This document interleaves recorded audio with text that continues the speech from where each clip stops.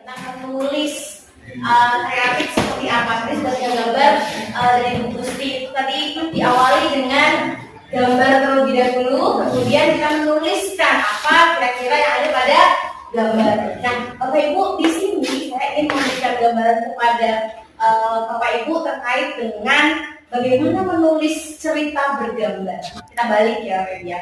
Tapi sebelumnya, Bapak Ibu pernah mendengar atau mungkin tahu bahwa literasi itu rendah. Sering kan literasi rendah, di mana-mana digaungkan guru harus meningkatkan kemampuan literasi siswa. Tapi sebenarnya apa sih Bu literasi, Bapak Ibu? Apa Bapak Ibu? Bapak Ibu literasi itu apa? Keinginan untuk membaca, apa lagi? Bapak Ibu kan?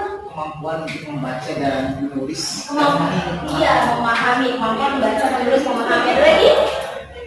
Kemampuan untuk memahami segala sesuatu baik itu secara teks, audio ataupun lingkungan. Oke, baik. Jadi kita itu baca tidak hanya sekedar membaca. Anak itu gitu ya Bapak Ibu ya.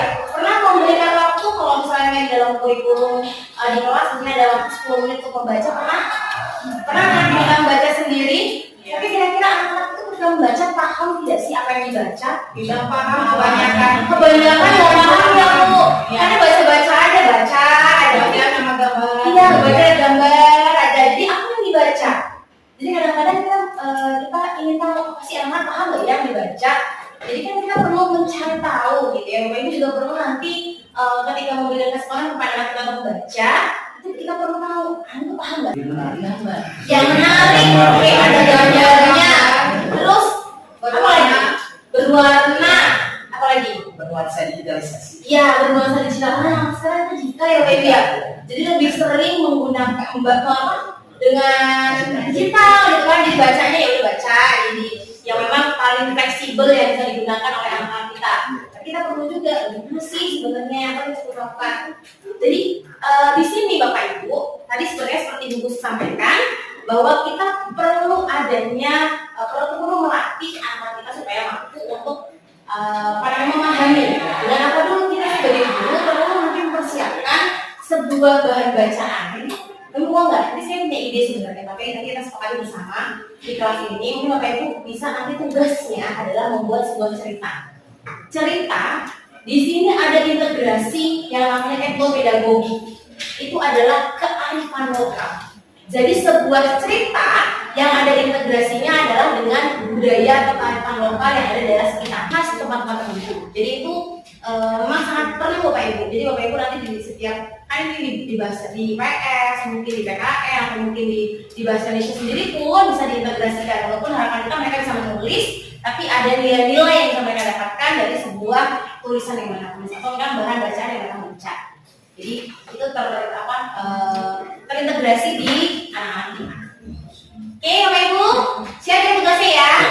Nanti apapun ceritanya bebas, pokoknya imajinasi ibu-ibu saja, Bapak Ibu saja. Nanti kita coba kita bisa tukar jadi satu, kita tukar ceritanya.